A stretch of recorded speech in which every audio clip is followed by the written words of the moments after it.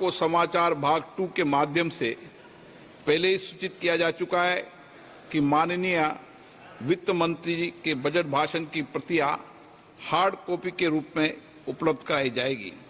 अतः बजट प्रस्तुत हो जाने के पश्चात माननीय सदस्य कृपया बजट भाषण की अपनी अपनी प्रति प्रकाशन काउंटर से प्राप्त कर लें। आपको ये भी सूचित किया जाता है कि माननीय मंत्री द्वारा बजट प्रस्तुत किए जाने के पश्चात बजट की प्रतियां आपको मेंबर्स पोर्टल के माध्यम से भी उपलब्ध करा दी जाएगी। माननीय वित्त मंत्री Shrimati Nirmala Sitharaman.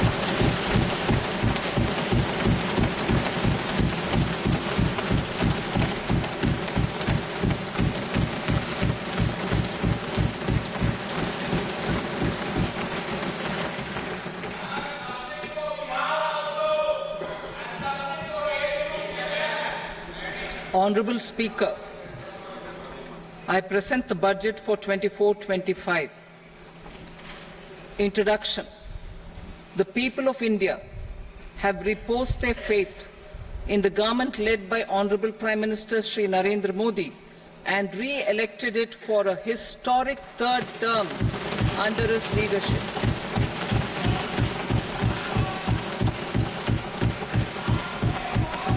We are grateful for their support, faith, and trust in our policies. We are determined to ensure that all Indians, regardless of religion, caste, gender, and age, make substantial progress in realizing their life goals and aspirations. Global context. The global economy, while performing better than expected, is still in the grip of policy uncertainties. Elevated asset prices, political uncertainties, and shipping disruptions continue to pose significant downside risks for growth and upside risks to inflation. In this context, India's economic growth continues to be the shining exception and will remain so in the years ahead.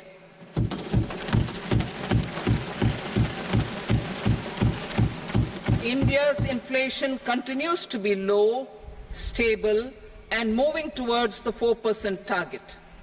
Core inflation, that is non-food and non-fuel, currently is 3.1%. Steps are being taken to ensure supplies of perishable goods reach markets adequately. Interim budget. As mentioned in the interim budget, we need to focus on 4 major castes, namely the Garib, Mahilaye, Yuva, and Annadata, the poor, women, youth, and the farmer. For Annadata, we announced higher minimum support prices a month ago for all major crops, delivering on the promise of at least a 50% margin over costs. Pradhan Mantri Garib Kalyan Anna Yojana was extended for 5 years, benefiting more than 80 crore people. Administrative actions for approval and implementation of various schemes announced in the interim budget are well underway. The required allocations have been made. Budget theme. Turning attention to the full year and beyond in this budget, we particularly focus on employment, skilling, MSMEs, and the middle class. I am happy to announce the Prime Minister's package of 5 schemes and initiatives to facilitate employment, skilling, and other opportunities for 4.1 crore youth over a 5-year period, with a central outlay of 2 lakh crore rupees. I will speak about them shortly, while more details may be seen in the annexure. This year, I've made a provision of 1.48 lakh rupees, 1.48 lakh crore rupees for education, employment and skilling. Budget priorities. The people have given a unique opportunity to our government to take the country on the path of strong development and an all-round prosperity. In the interim budget, we promise to present a detailed roadmap for our pursuit of Vikasit Bharat. In line with the strategy set out in the interim budget, this budget envisages sustained efforts on the following 9 priorities for generating ample opportunities for all. Number 1, productivity and resilience in agriculture. Number 2, employment and skilling. Number 3, inclusive human resource development and social justice. 4, manufacturing and services. 5, urban development. 6, energy security. 7, infrastructure. 8, innovation, research and development.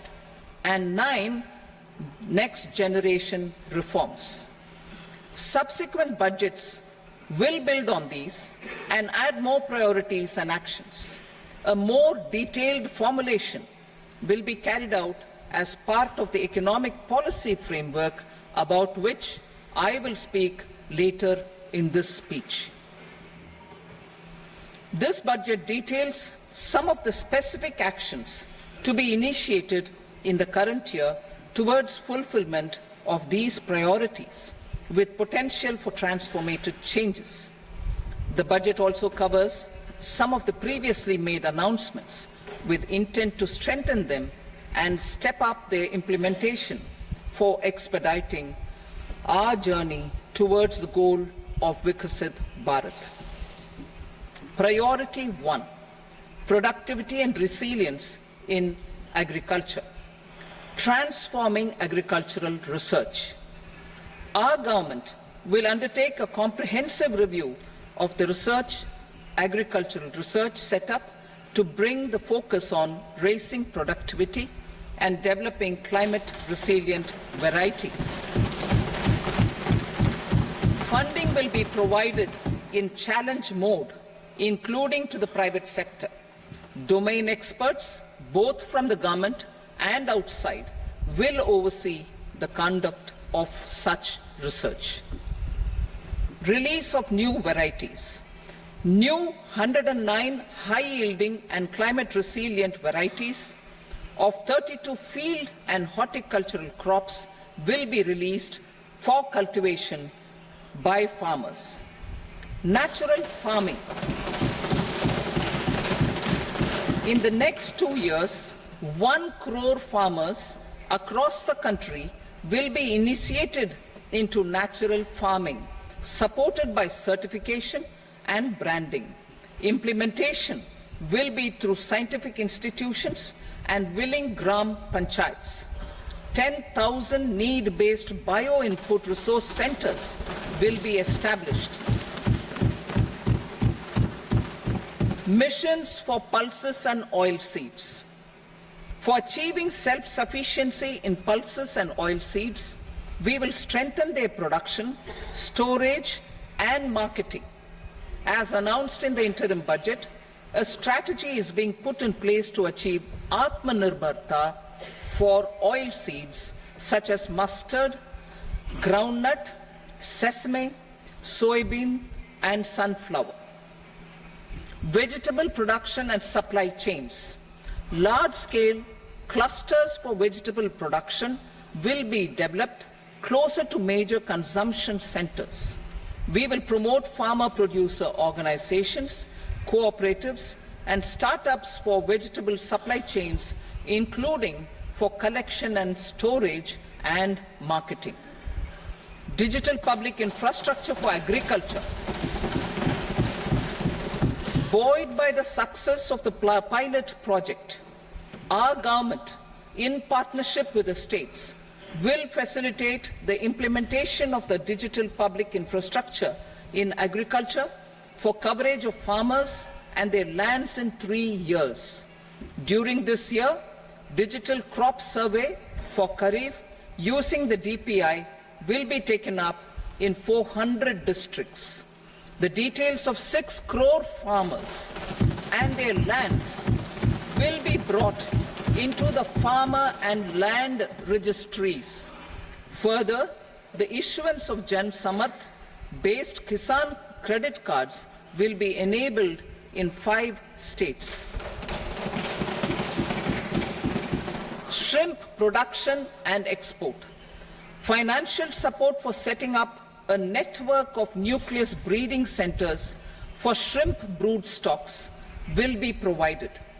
Financing for shrimp farming, processing and export will be facilitated through NABARD.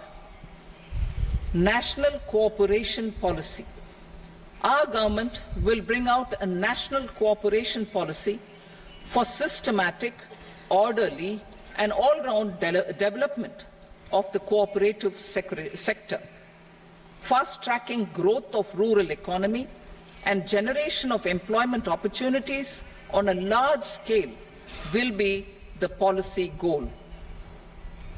This year, I have made a provision of 1.52 lakh crore rupees for agriculture and allied sectors.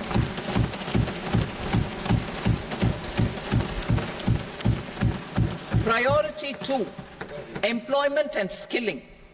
Employment-linked incentive. Our government will implement following 3 schemes for employment-linked incentive as part of the Prime Minister's package. These will be based on enrollment in the EPFO and focus on recognition of first-time employees and support to employees and employers. Scheme A, first-timers. This scheme will provide 1 month wage to all persons newly entering the workforce in all formal sectors.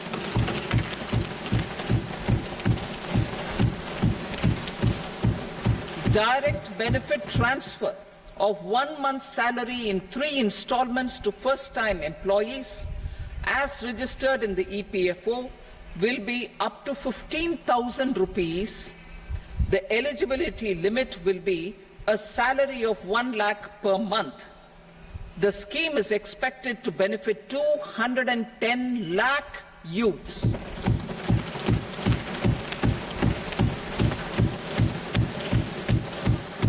Scheme B, job creation in manufacturing. This scheme will incentivize additional employment in the manufacturing sector linked to the employment of first-time employees. An incentive will be provided at specified scale directly both to the employee and the employer with respect to the EPFO contribution in the first 4 years of employment. The scheme is expected to benefit 30 lakh youth entering employment and their employers.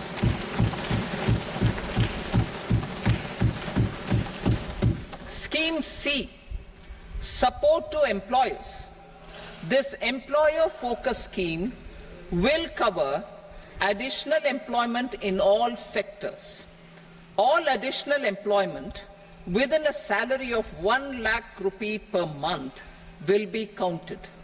The government will reimburse to employers up to 3,000 rupees per month for 2 years towards the EPFO contribution for each additional employee.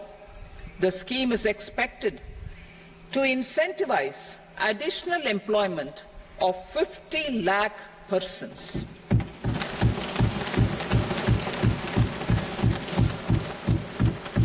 Participation of women in the workforce. We will facilitate higher participation of women in the workforce through setting up of working women hostels in collaboration with industry and establishing creches. In addition, the partnership will seek to organize women-specific skilling programs and promotion of market access for women SHG enterprises. Skilling program. I'm happy to announce a new centrally sponsored scheme as the fourth scheme under the Prime Minister's package for skilling in collaboration with state governments and industry. 20 lakh youth will be skilled over a 5-year period.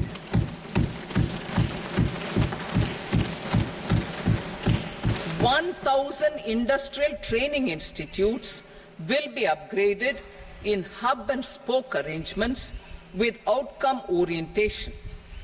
Course content and design will be aligned to the skill needs of industry, and new courses will be introduced for emerging needs. Skilling loans. The model skill loan scheme will be revised to facilitate loans up to 7.5 lakh rupees with a guarantee from a government-promoted fund. This measure is expected to help 25,000 students every year.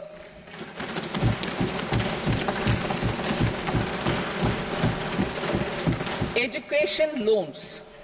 For helping our youth who have not been eligible for any benefit under government schemes and policies, I am happy to announce a financial support for loans up to 10 lakh rupees for higher education in domestic institutions.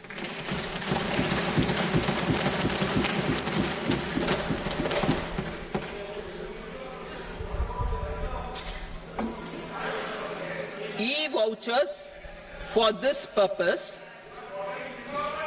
E-vouchers for this purpose will be given directly to 1 lakh students every year for annual interest subvention of 3% of the loan amount.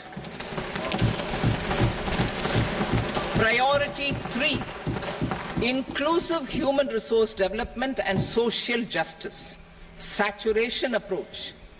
Our government is committed to all-round, all-pervasive and all-inclusive development of people, particularly farmers, youth, women and the poor. For achieving social justice comprehensively, the saturation approach of covering all eligible people through various programs, including those for education and health, will be adopted to empower them by improving their capabilities. Implementation of schemes meant for supporting economic activities by craftsmen, artisans, self-help groups, scheduled caste, scheduled tribe and women entrepreneurs and street vendors such as the PM Vishwakarma, PM Swanidhi, National Livelihood Missions and Stand Up India will be stepped up. Purvodaya. The states in the eastern part of the country are rich in endowments and have strong cultural traditions. We will formulate a plan, Purvodaya, for the all-round development of the eastern region of the country, covering Bihar, Jharkhand, West Bengal, Odisha and Andhra Pradesh. This will cover human resource development, infrastructure and generation of economic opportunities to make the region an engine to attain Vikasit Bharat. On the Amritsar-Kolkata industrial corridor, we will support development of an industrial node at Gaya. This corridor will catalyze industrial development of the eastern region. The industrial node at Gaya will also be a good model for developing our ancient centers of cultural importance into future centers of modern economy. This model shall showcase Vikas B, Virasat B in our growth trajectory. We will also support development of road connectivity projects, namely 1. Patna-Purnia Expressway, 2. Buxar-Bhagalpur Expressway. 3. Bodh Gaya, Rajgir, Vaishali and Darbhanga spurs. And 4. Additional 2-lane bridge over River Ganga at Buxar at a total cost of 26,000 crore rupees.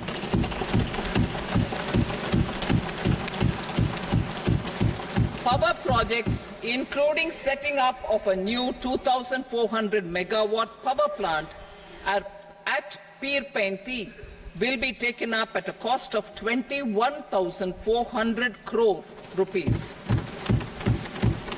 New airports, medical colleges and sports infrastructure in Bihar will be constructed. An additional allocation to support capital investments will be provided. The requests of Bihar government for external assistance from multilateral development banks will be expedited.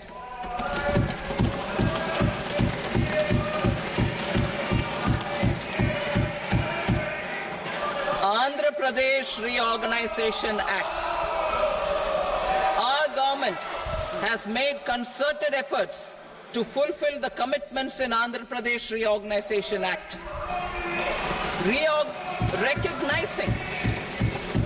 Recognizing the state's need for the capital, recognizing the state's need for a capital, we will facilitate special financial support through multilateral development agencies. In the current financial year, 15,000 crore rupees will be arranged with additional amounts in future years.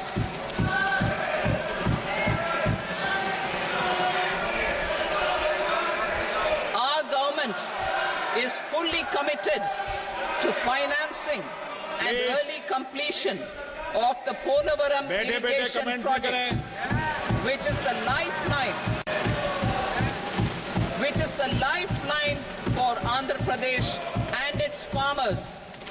This will facilitate our country's food security as well. Under the Andhra Pradesh Reorganization Act, for promoting industrial development, funds will be provided for essential infrastructure such as water, power, railways and roads. In Kopparthi node on the Visakhapatnam-Chennai industrial corridor and Varavakal node on the Hyderabad-Bengaluru industrial corridor. An additional allocation will be provided this year towards capital investment for economic growth. Grants for backward regions of Rayalaseema, Prakasham, North Coastal Andhra, as stated in the Act, will be provided. PM Awas Yojana. 3 crore additional houses under the PM Awas Yojana in rural and urban areas in the country have been announced, for which the necessary allocations are being made. Women-led development. For promoting women-led development, the budget carries an allocation of more than 3 lakh crore for schemes benefiting women and girls. This signals our government's commitment for enhancing women's role in economic development. Pradhan Mantri Janjatiya Unnat Gram Abhiyan.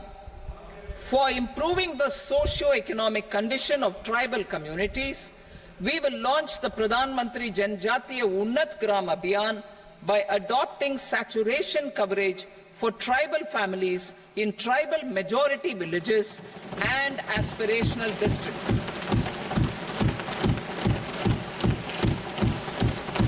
This will cover 63,000 villages benefiting 5 crore tribal people. bank branches in northeastern region. More than 100 branches of India Post Payment Bank will be set up in the northeast region to expand the banking services. This year, I have made a provision of 2.66 lakh crore rupees for rural development, including rural infrastructure. Priority 4, manufacturing and services, support for promotion of MSMEs. This budget provides special attention to MSMEs and manufacturing, particularly labor-intensive manufacturing.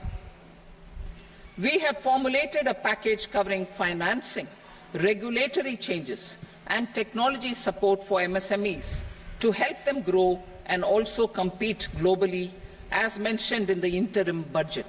I am happy to announce the following specific measures. Credit guarantee scheme for MSMEs in the manufacturing sector. For facilitating term loans to MSMEs for purchase of machinery and equipment without collateral or third-party guarantee, a credit guarantee scheme will be introduced. The scheme will operate on pooling of credit risks of such MSMEs. A separately constituted self-financing guarantee fund will provide to each applicant guarantee cover up to 100 crore rupees, while the loan amount may be larger. The borrower will have to provide an upfront guarantee fee and an annual guarantee fee on the reducing loan balance. New assessment model for MSME credit. Public sector banks will build their own in-house capability to assess MSMEs for credit instead of relying on external assessment. They will also take a lead in developing or getting developed a new credit assessment model based on the scoring of digital footprints of the MSMEs in the economy. This is expected to be a significant improvement over the traditional assessment of credit eligibility based only on asset or turnover criteria.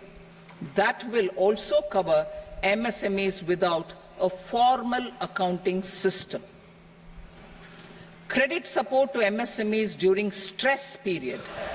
I am happy to announce a new mechanism for facilitating continuation of bank credit to MSMEs during their stress period while being in special mention account, SMA stage, for reasons beyond their control. MSMEs need credit to continue their business and to avoid getting into the NPA stage. Credit availability will be supported through a guarantee from a government-promoted fund. Mudra loans. The limit of Mudra loans will be enhanced to 20 lakh from the current 10 lakh for those entrepreneurs who have availed and successfully repaid previous loans under the Tarun category. Enhanced scope for mandatory onboarding in trades. For facilitating MSMEs to unlock their working capital by converting their trade receivables into cash, I propose to reduce the turnover threshold of buyers for mandatory onboarding on the trades platform from rupees 500 crore to 250 crore rupees. This measure will bring 22 more CPSCs and 7,000 more companies onto the platform. Medium enterprises will also be included in the scope of the suppliers. SIDBI branches in MSME clusters. SIDBI will open new branches to expand its reach to serve all major MSME clusters within 3 years and provide direct credit to them. With the opening of 24 such branches this year, the service coverage will expand to 168 out of 242 major clusters. MSME units for food irradiation, quality and safety testing, financial support for setting up of 50 multi-product food irradiation units in the MSME sector will be provided. Setting up of 100 food quality and safety testing labs with NABL accreditation will be facilitated. E-commerce export hubs to enable MSMEs and traditional artisans to sell their products in international markets. E-commerce export hubs will be set up in public-private partnership mode. These hubs, under a seamless regulatory and logistic framework, will facilitate trade and export-related services under one roof. Measures for promotion of manufacturing and services. Internship in top companies. As the fifth scheme under Prime Minister's package, our government will launch a comprehensive scheme for providing internship opportunities in 500 top companies to 1 crore youth in 5 years. They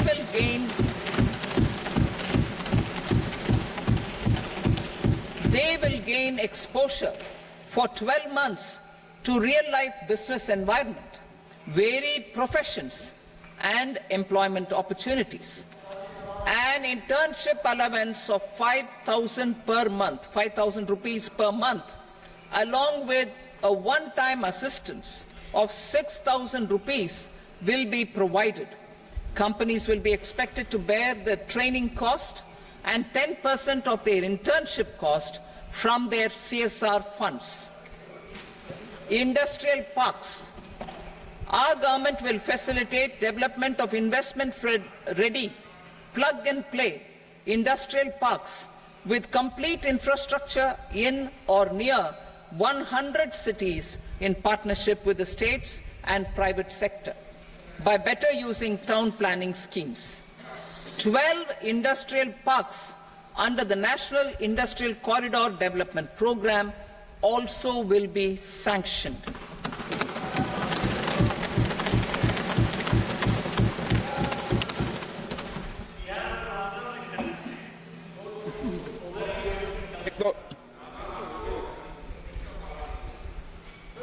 Vedi, no, please, बैठिए.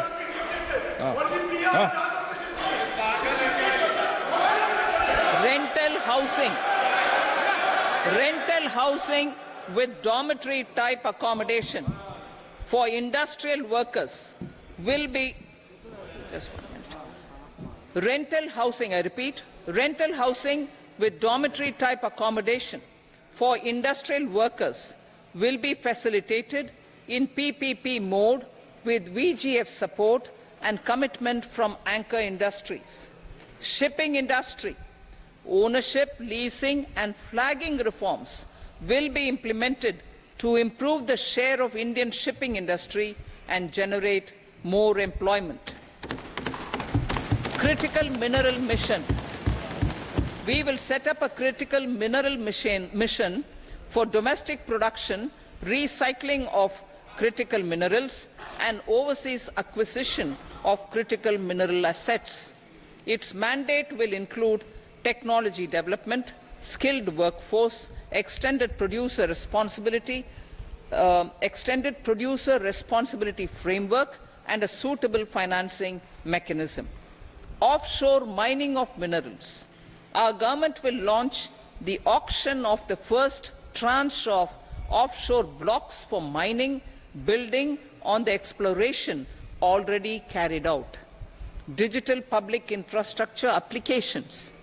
Turning to the services sector, I propose development of DPI applications at population scale for productivity gains, business opportunities and innovation by the private sector. These are planned in the areas of credit, e-commerce, education, health, law and justice, logistics, MSME service delivery and urban governance. Integrated technology platform for IBC ecosystem.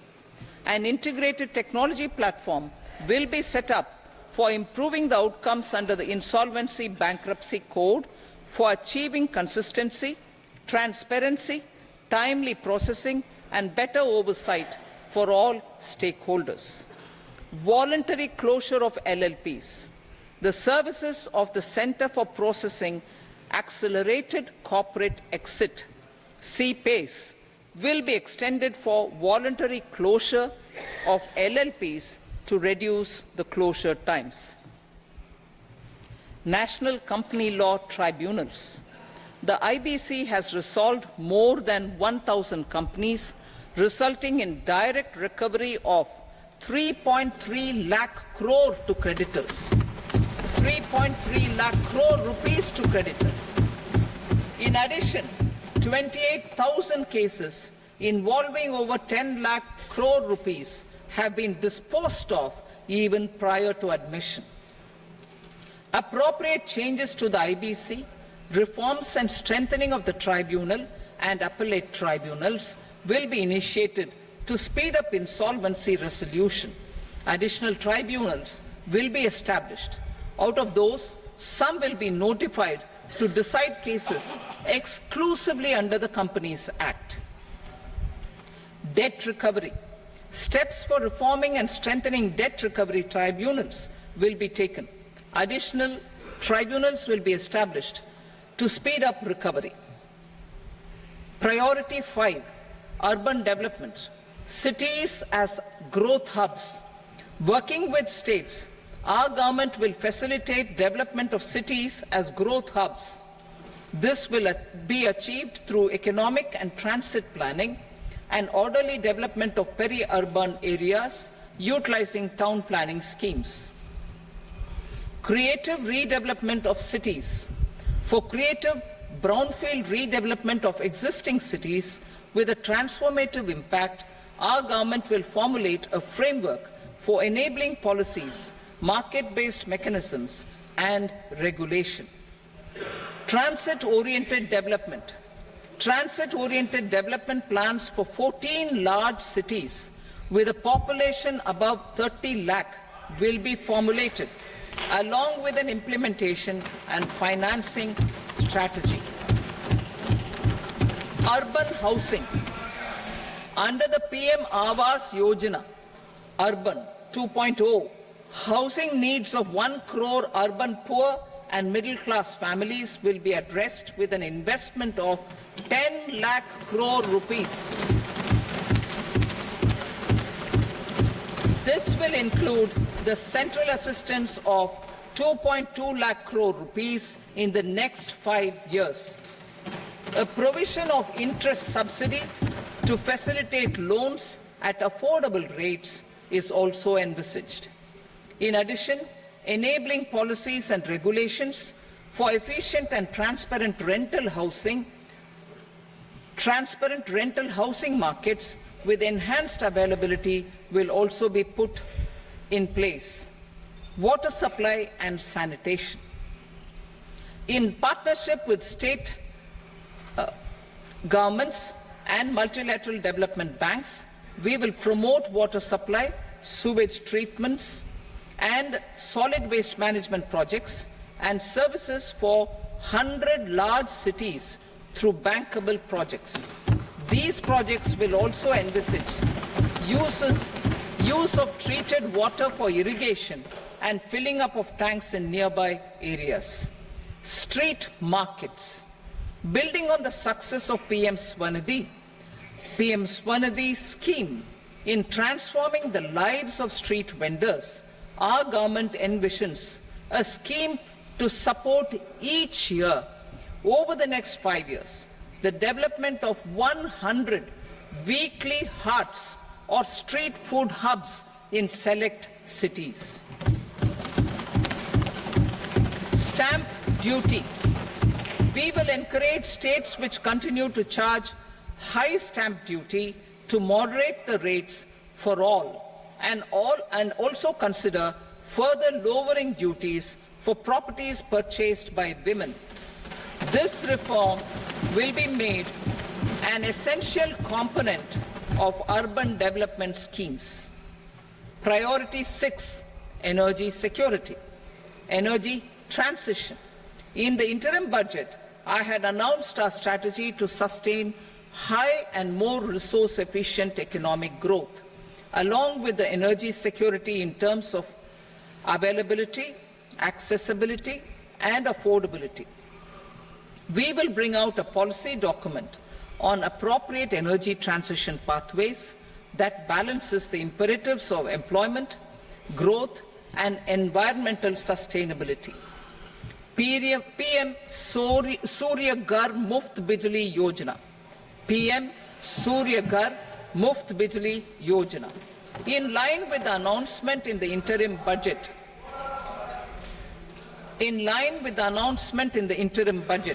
PM Surya Ghar Muft Bijli Yojana has been launched to install rooftop solar plants to enable 1 crore households obtain free electricity up to 300 units every month. The scheme has generated remarkable response with more than 1.28 crore registrations and 14 lakh applications, and we will further encourage it. Pumped storage policy.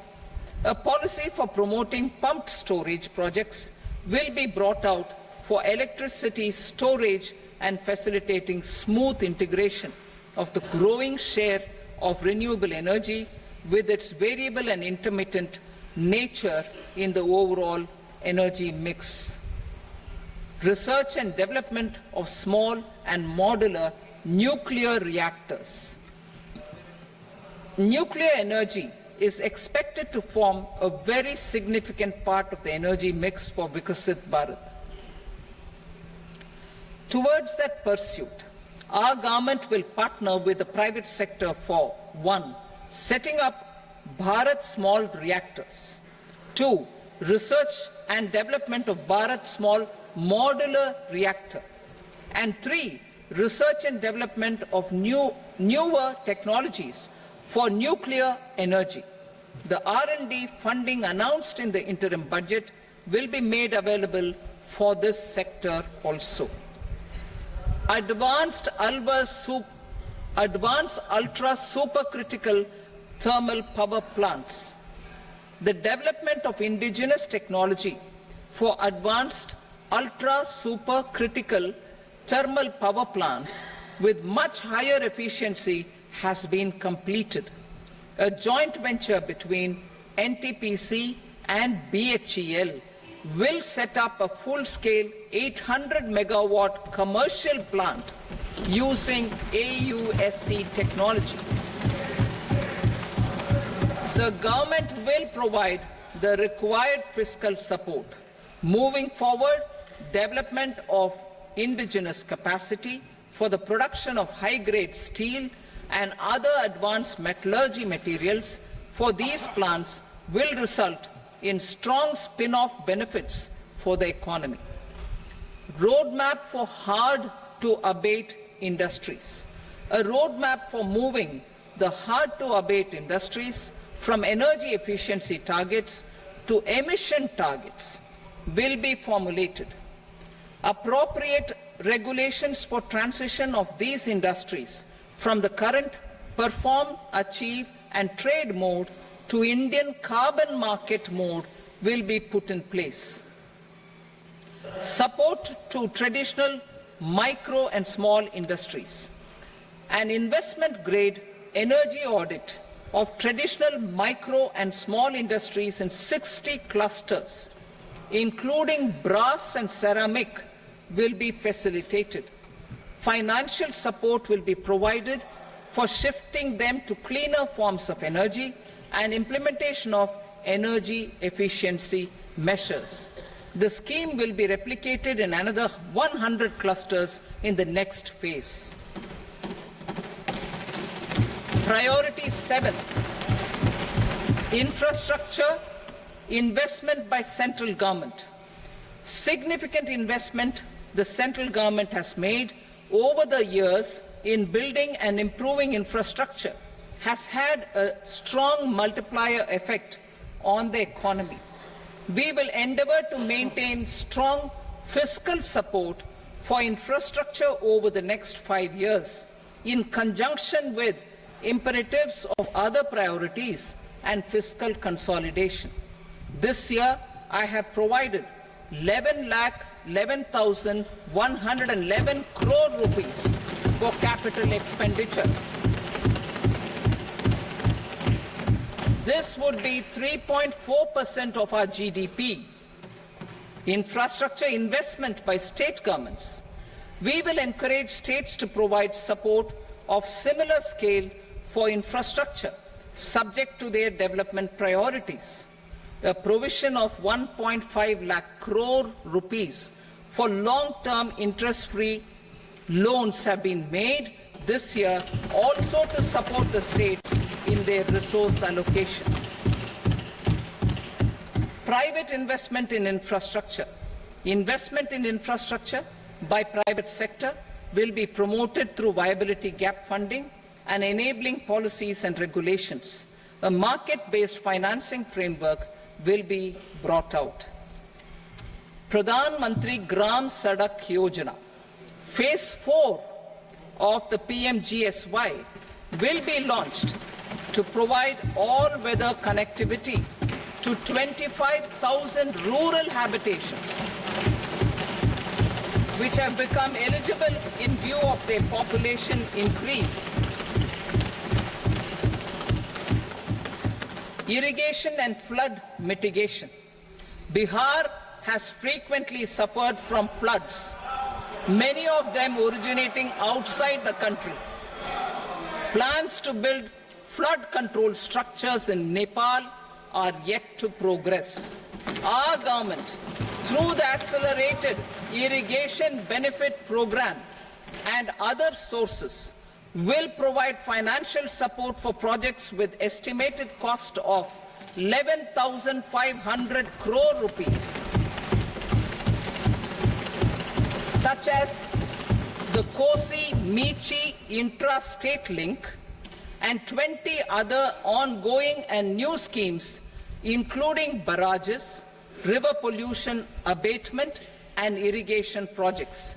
In addition, survey and investigation of Kosi-related flood mitigation and irrigation projects will be undertaken.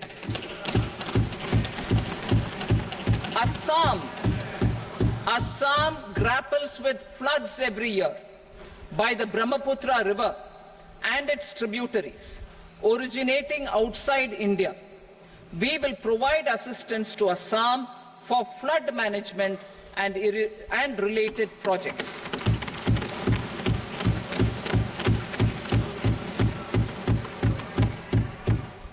Himachal Pradesh suffered extensive losses due to floods last year. Our government will provide assistance to the state for reconstruction and rehabilitation through multilateral development assistance.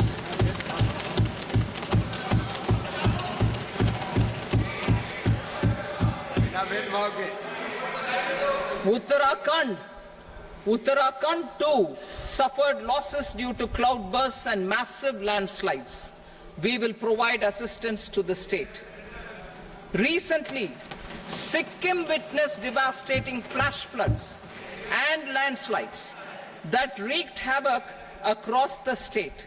Our government will provide assistance to the state. Tourism has always been a part of our civilization.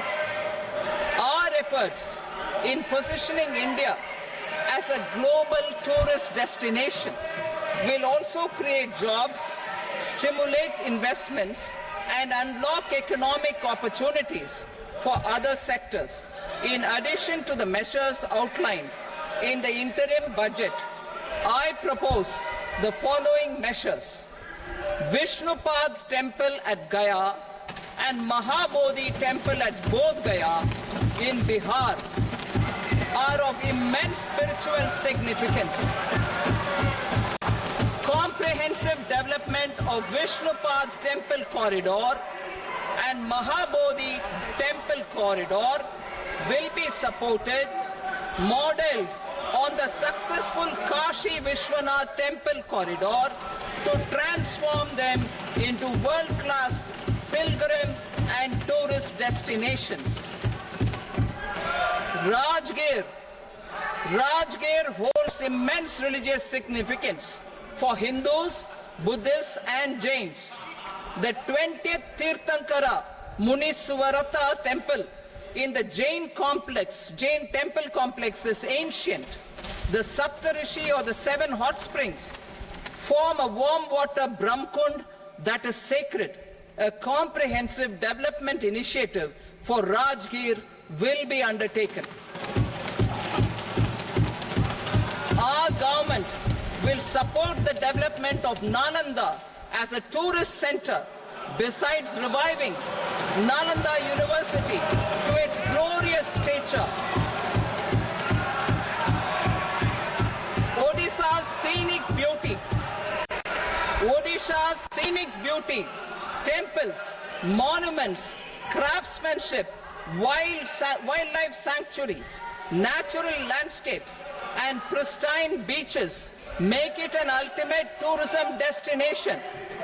Our government will provide assistance for their development to Odisha as well. Priority 8, innovation, research and development. We will operationalize the Anusandhan National Research Fund for basic research and prototype development. Further, we will set up a mechanism for spurring private sector driven research and innovation at commercial scale with a financing pool of 1 lakh crore rupees in line with the announcement in the interim budget. Space economy. With our continued emphasis on expanding the space economy by 5 times in the next 10 years, a venture capital fund of 1,000 crore rupees will be set up. Priority 9, next generation reforms. Economic policy framework. We will formulate an economic policy framework to delineate the overarching approach to economic development and set the scope of the next generation of reforms for facilitating employment opportunities and sustaining high growth. Our government will initiate and incentivize reforms for 1. Improving productivity of factors of production, and 2. Facilitating markets and sectors to become more efficient. These reforms will cover all factors of production, namely land, labor, capital and entrepreneurship, and technology as an enabler of improving total factor productivity and bridging inequality. Effective implementation of several of these reforms requires collaboration between the centre and the states and building consensus, as development of the country lies in development of the states. For promoting competitive federalism and incentivizing states for faster implementation of reforms, I propose to earmark a significant part of the 50-year interest-free loan. Working with the states, we will initiate the following reforms.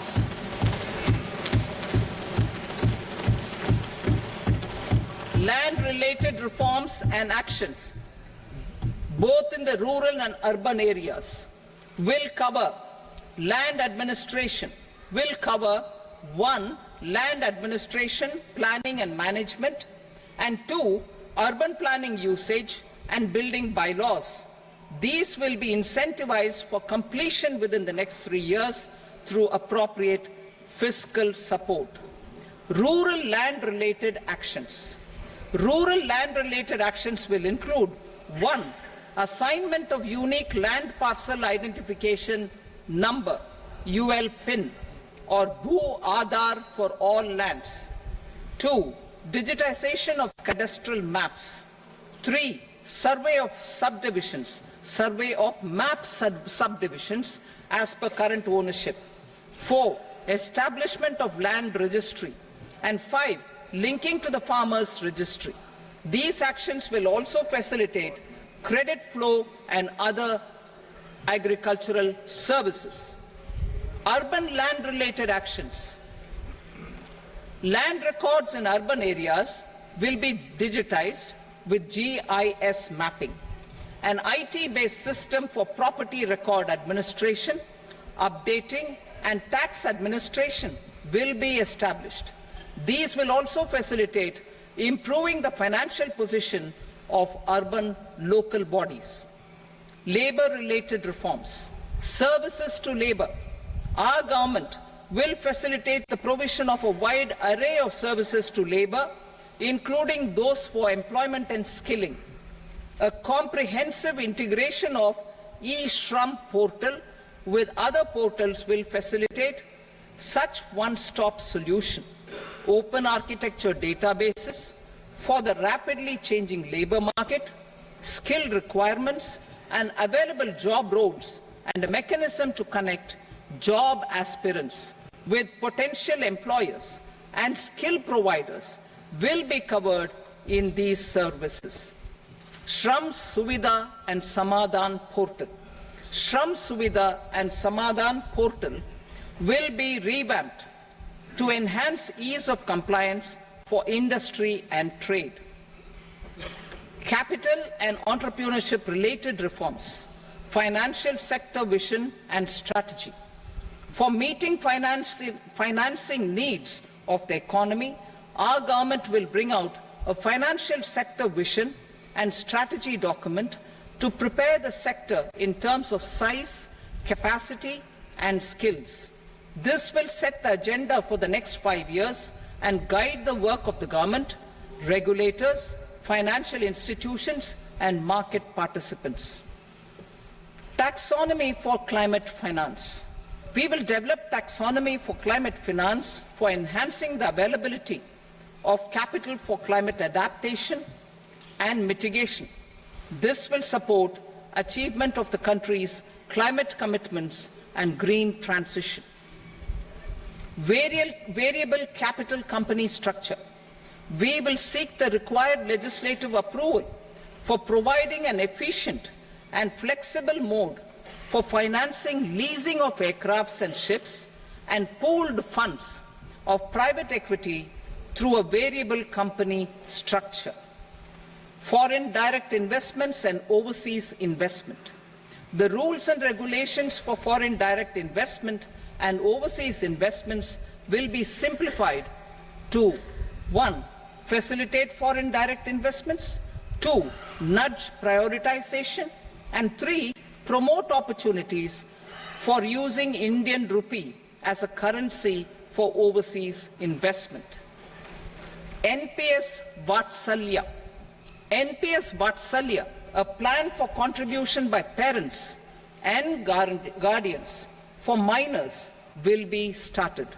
On attaining the age of majority, the plan can be converted seamlessly into a normal NPS account. Use of technology.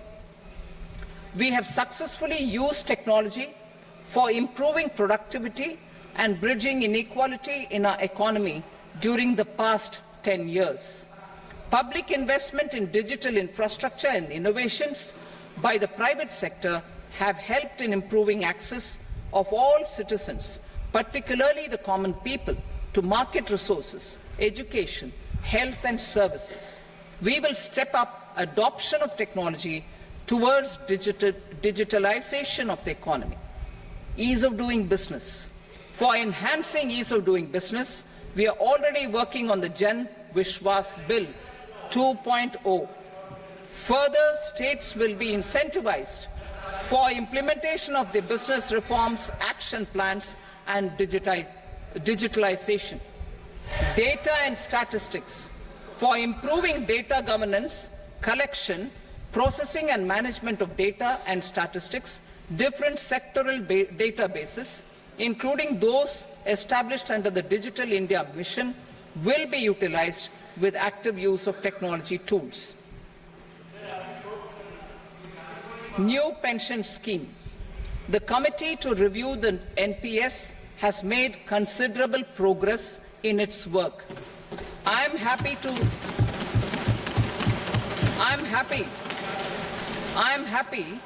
that the staff side of the National Council of the Joint Consultative Machinery for Central Government Employees has taken a constructive approach.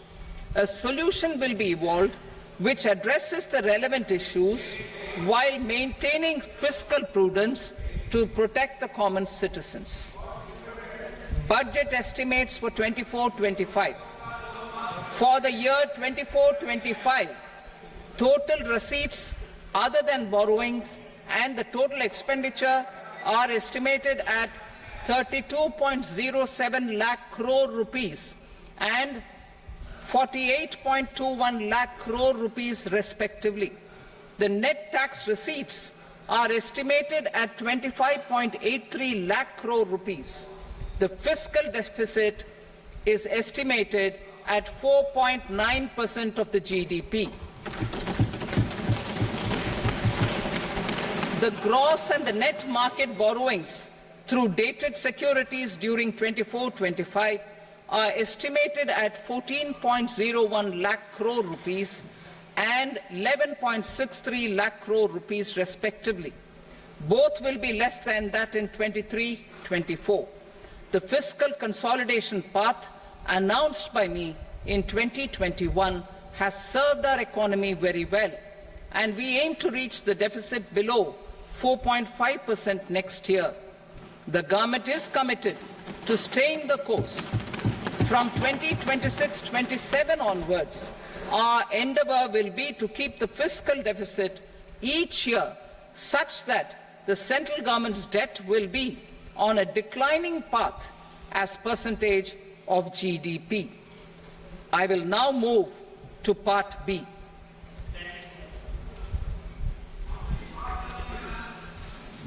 Indirect taxes. Sir, I start with GST. It has decreased tax incidence on the common man, reduced compliance burden and logistics cost for trade and industry, and enhanced revenues of the central and the state governments. It is a success of vast proportions. To multiply the benefits of GST, we will strive to further simplify and rationalize the tax structure and endeavour to expand it to the remaining sectors. My proposals for customs duties intend to support domestic manufacturing, deepen local value addition, promote export competitiveness, and simplify taxation while keeping the interest of the general public and consumers surmount. In Budget 22-23, we reduced the number of customs duty rates. I propose to undertake a comprehensive review of the rate structure over the next 6 months to rationalize and simplify it for ease of trade, removal of duty inversion, and reduction of disputes. I shall now take up sector-specific customs duty proposals. Medicine and medical equipments. To provide relief to cancer patients, I propose to fully exempt 3 more medicines from customs duties.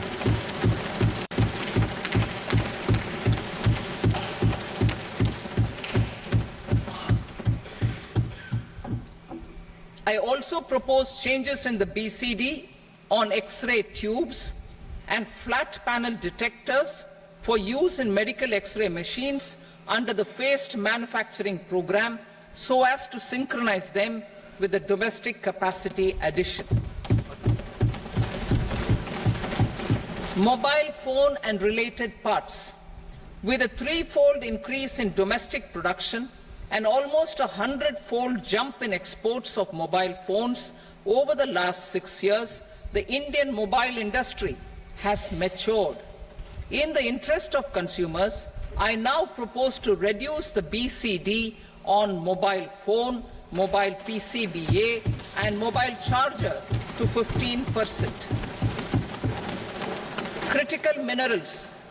Minerals such as lithium, copper, cobalt and rare earth elements are critical for sectors like nuclear energy, renewable energy, space, defense, telecommunications and high-tech electronics.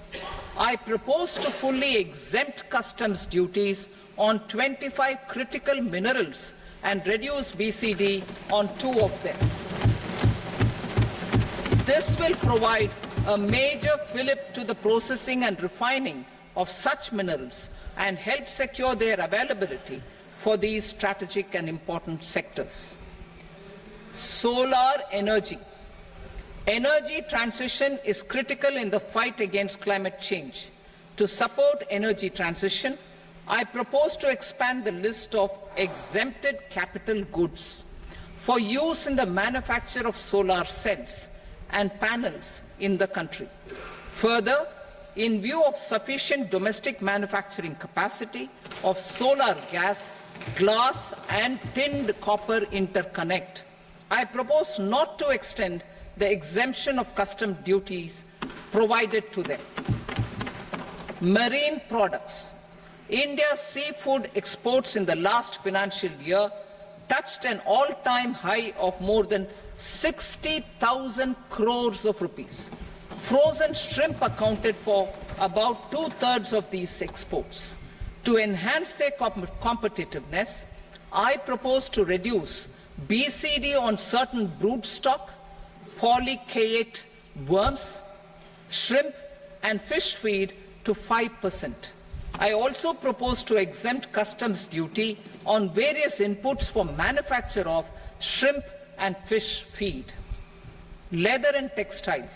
Similarly, to enhance the competitiveness of exports in the leather and textile sectors, I propose to reduce BCD on real down-filling material from duck or goose.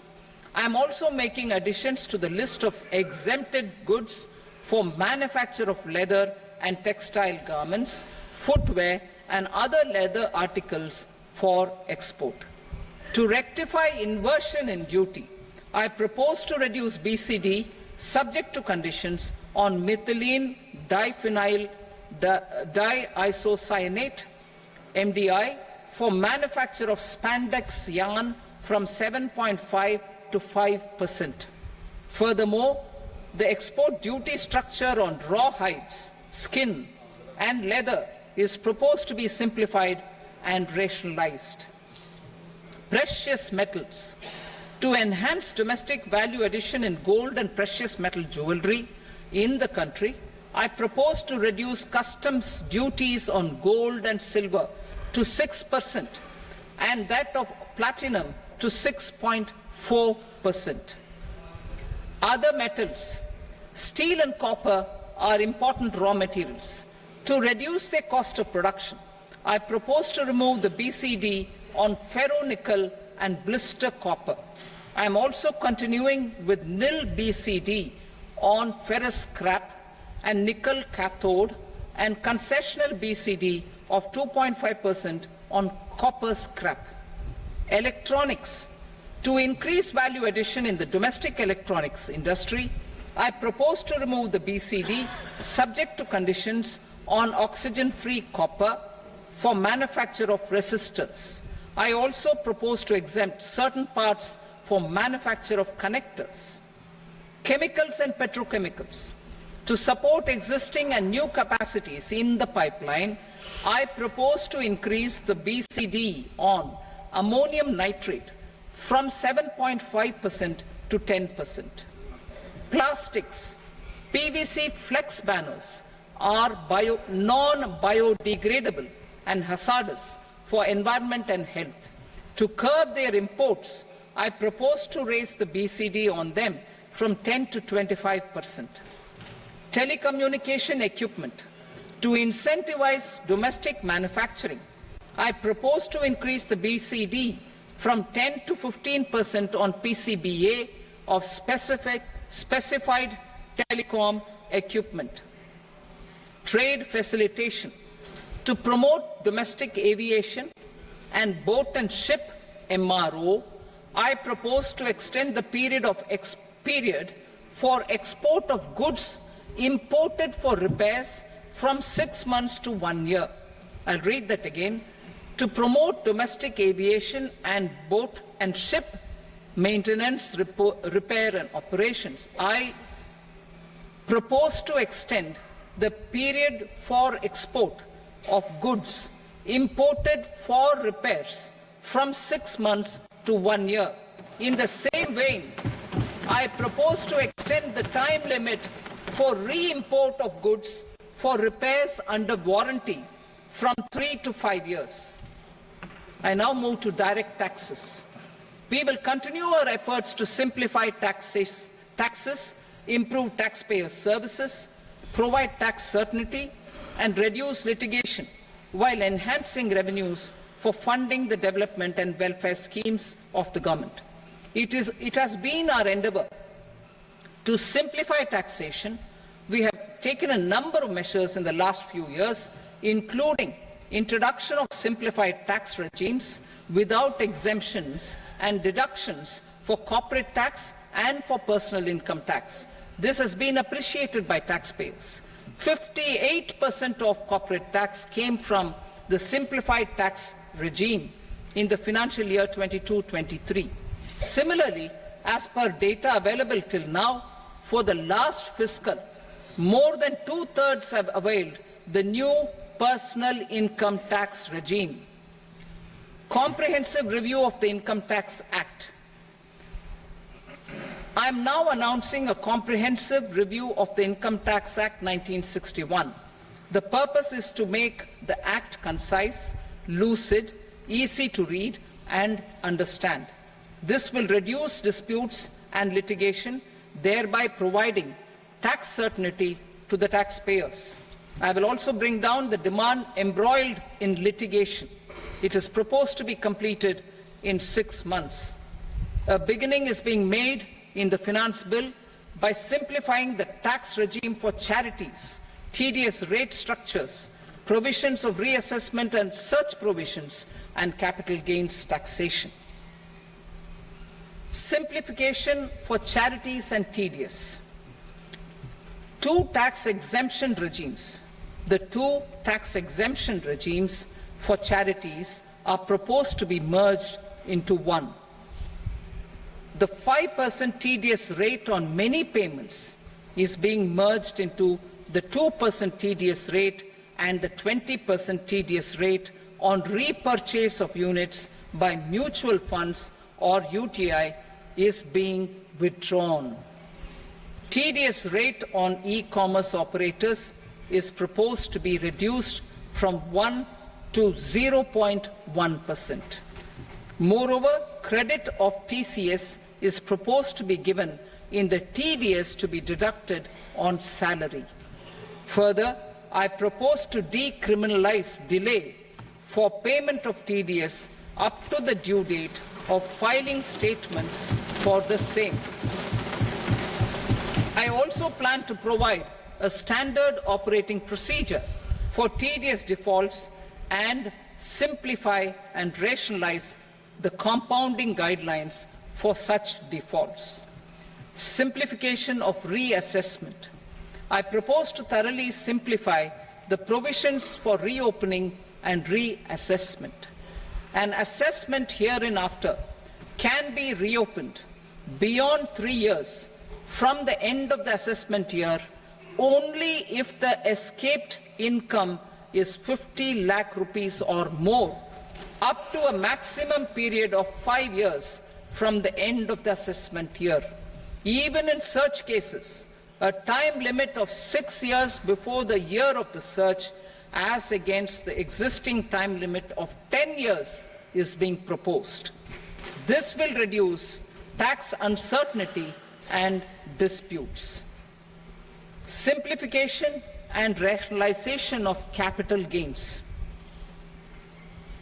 Capital gains taxation is also proposed to be hugely simplified.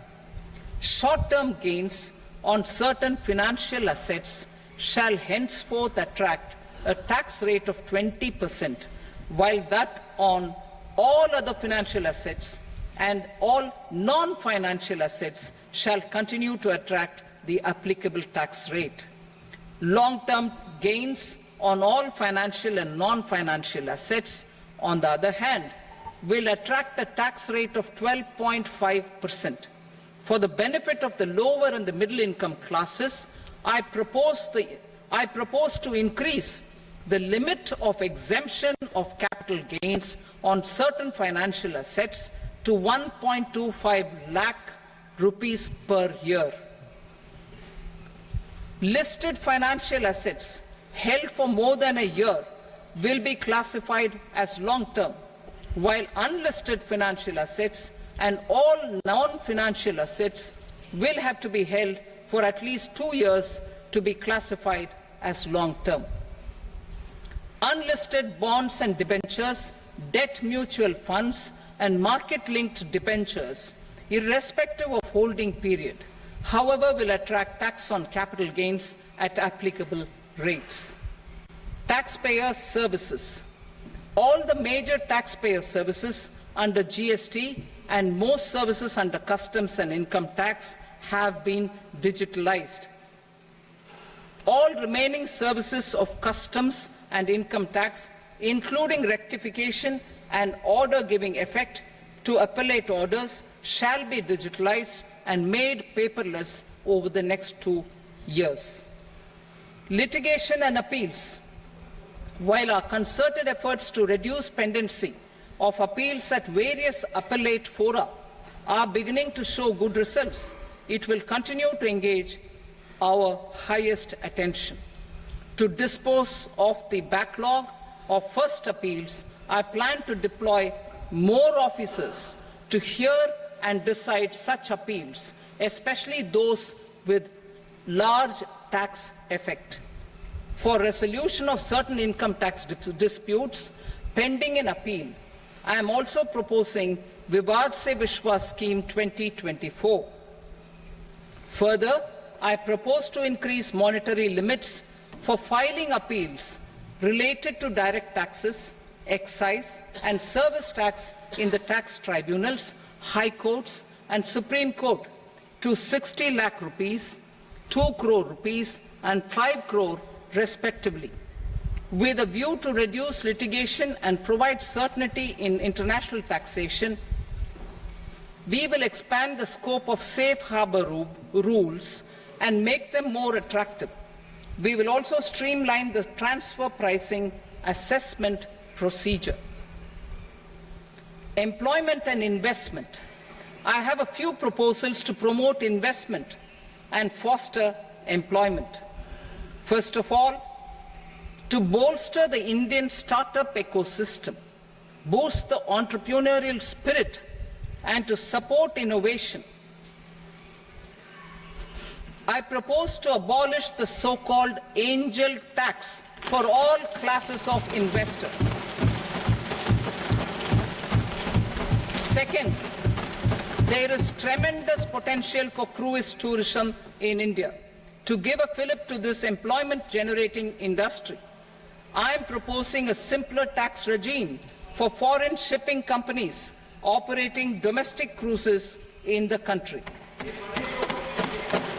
Third, India is a world leader in the diamond cutting and polishing industry, which employs a large number of skilled workers. To further promote the development of this sector, we would provide for safe harbour rates for foreign mining companies selling raw diamonds in the country. Fourth, to attract foreign capital for our development needs, I propose to reduce the corporate tax rate on foreign companies from 40 to 35%. Deepening the tax base. I have a couple of proposals for deepening the tax base. First, security transaction tax on futures and options of securities is proposed to be increased to 0.02% and 0.1% respectively. Second, for reasons of equity, I propose to tax income received on buyback of shares in the hands of recipients. Other proposals. To improve social security benefits, deduction of expenditure by employers towards NPS is proposed to be increased from 10 to 14% of the employee's salary. Similarly, deduction of this expenditure up to 14% of salary from the income of employees in private sector, public sector banks and undertakings opting for the new tax regime is proposed to be provided. Indian professionals working in multinationals get ESOPs and invest in social security schemes and other movable assets abroad. Non-reporting of such small foreign assets has penal consequences under the Black Money Act. Such non-reporting of movable assets up to 20 lakh rupees is proposed to be depenalized. Other major proposals in the finance bill relate to withdrawal of equalization levy of 2%, expansion of tax benefits to certain funds and entities in IFSCs, and immunity from penalty and prosecution to Benamidar on full and true disclosure so as to improve conviction under the Benami Transaction Prohibition Act 1988. Personal income tax.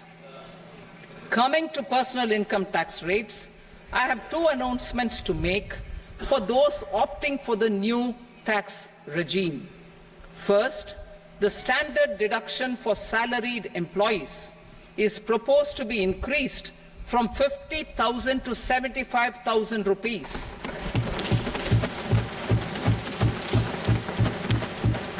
Similarly, deduction on family pension for pensioners is proposed to be enhanced from 15,000 to 25,000 rupees. This will provide relief to about 4 crore salaried individuals and pensioners.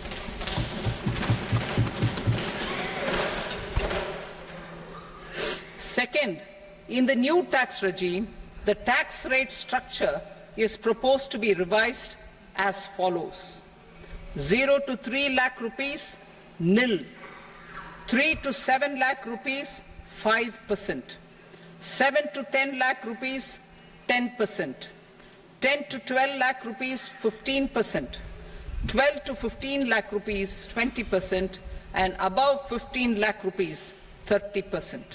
As a result of these changes, a salaried employee in the new tax regime stands to save up to 17,500 rupees in income tax.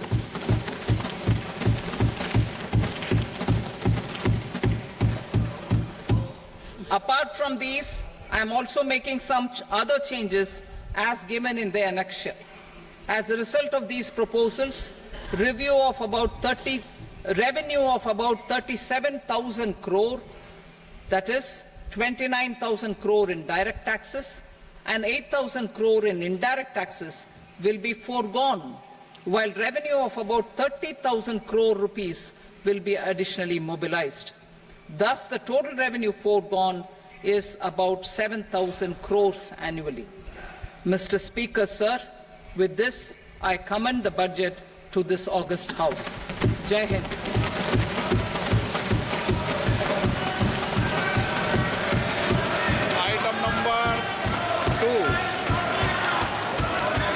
Item number 2.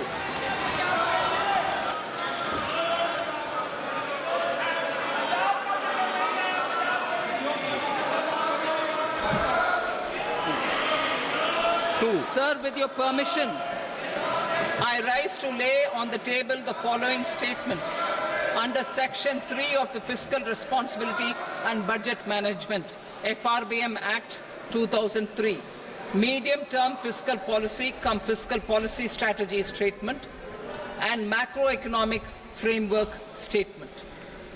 Item number 3.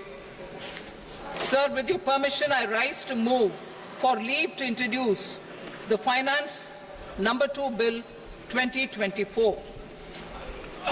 प्रश्न ये कि विधेयक को पुनर्स्थापित करने की अनुमति प्रदान की जाए। जो सदस्य इसके पक्ष में हाँ कहें, जो सदस्य विरोध में ना कहें, मेरे विचार में निर्णय हाँ वालों के पक्षवा अनुमति प्रदान की जाती है।